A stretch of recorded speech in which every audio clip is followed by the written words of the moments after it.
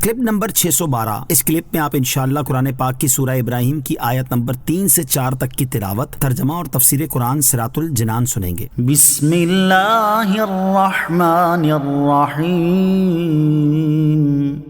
ترجمہ: اللہ کے نام سے شروع جو نہایت مہربان رحمت والا ہے۔ الذین یستحبون الحیاة الدنیا علی الآخرة ویصدون عن سبیل اللہ ویبغونها عوجا اولئک فی ضلال بعید۔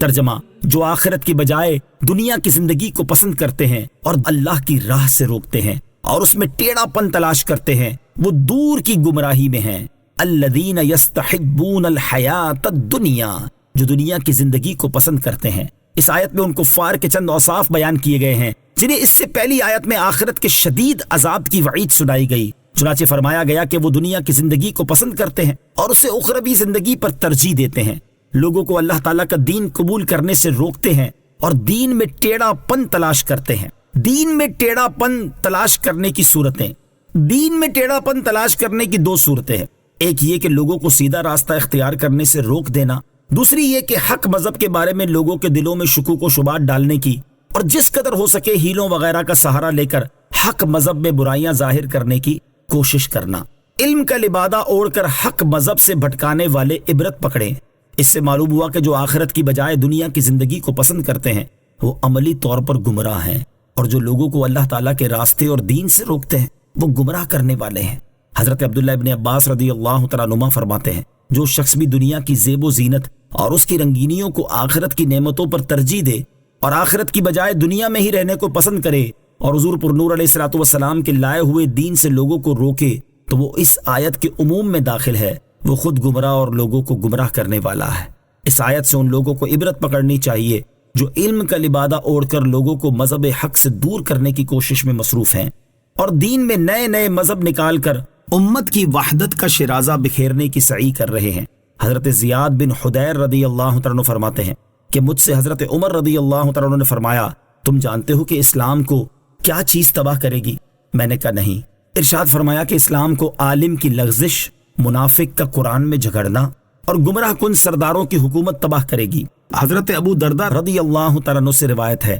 حضور اقدس علیہ الصلوۃ والسلام نے ارشاد فرمایا، مجھے اپنی امت پر سب سے زیادہ خوف قوم کے ان پیشواؤں اور سربراہوں سے ہے جو گمراہ کرنے والے ہیں۔ علامہ عبد الرؤوف مناوی رحمۃ اللہ تعالی نقل کرتے ہیں کہ سرکار دو عالم علیہ الصلوۃ والسلام اپنی امت کی اصلاح پر بہت حریص اور امت کی مستقل بھلائی کی رغبت رکھتے تھے، اس لیے آپ علیہ الصلوۃ والسلام اپنی امت پر قوم کے گمراہ کن سرداروں کی وجہ سے فکر مند رہتے تھے۔ قوم کے پیشواؤں اور سربراہوں کی گمراہی نظام کو خراب کر دیتی ہے، کیونکہ یہ لوگ قوم کے قائدین ہوتے ہیں، اور جب یہ گمراہ ہوں گے تو قوم بھی گمراہی میں مبتلا ہوگی۔ اسی طرح جب علماء میں بھی گمراہیاں ہوں گی تو عوام کا ایک بہت بڑا حصہ گمراہی کا شکار ہو جائے گا۔ اعلیٰ حضرت امام احمد رضا خان رحمۃ اللہ تعالی لکھتے ہیں، ائمہ دین فرماتے ہیں، اے گروہ علماء، اگر تم مستحبات چھوڑ کر مباحات کی طرف جھکو گے تو عوام مکروہات پر گریں گے، اگر تم مکروہ کرو گے تو عوام حرام میں پڑیں گے، اگر تم حرام کے مرتکب ہوگے تو عوام کفر میں مبتلا ہوں گے۔ یہ لکھنے کے بعد فرماتے ہیں، بھائیوں للہ اپنے اوپر رحم کرو، اپنے اوپر رحم نہیں کرنا چاہتے تو امت مصطفیٰ صلی اللہ تعالی علیہ وسلم پر رحم کرو، چرواہے کہلاتے ہو، بھیڑیے نہ بنو۔ وما ارسلنا من رسول الا بلسان قومه وما ارسلنا من رسول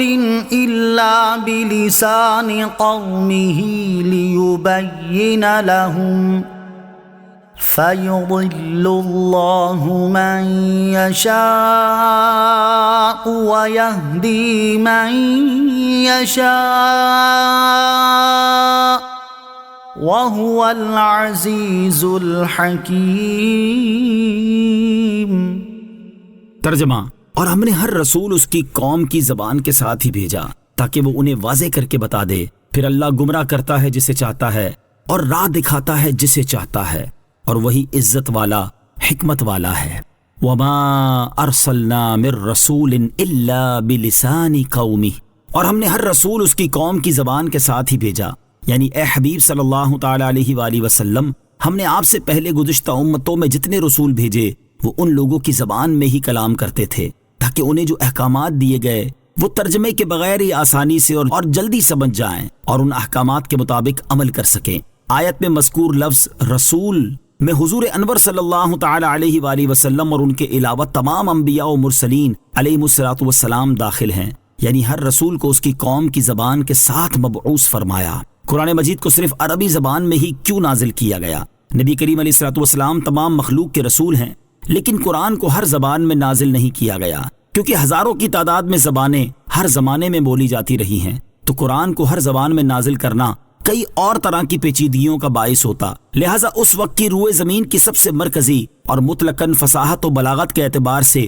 سب سے اعلیٰ زبان یعنی عربی میں قرآن کو نازل کیا گیا تاکہ رسول عربی صلی اللہ تعالی علیہ وآلہ وسلم قرآن پاک کی اپنے قول و عمل سے بہترین تشریح فرما دیں اور پھر آپ کی امت دنیا بھر کی زبانوں میں ان تعلیمات کو منتقل کر دے۔ فَيُضِلُّ اللَّهُ مَن يَشَاءُ، پھر اللہ گمراہ کرتا ہے جسے چاہتا ہے، یعنی رسول کی ذمہ داری صرف تبلیغ کر دینا اور احکام پہنچا دینا ہے، جبکہ ہدایت دینا اور گمراہ کرنا اللہ تعالیٰ کے ذمے ہے، اور اللہ تعالیٰ جسے چاہے ہدایت دیتا ہے اور جسے چاہے گمراہ کرتا ہے، وہی غالب ہے اور اس پر کوئی غالب نہیں ہو سکتا، وہی اپنے کاموں میں حکمت والا ہے۔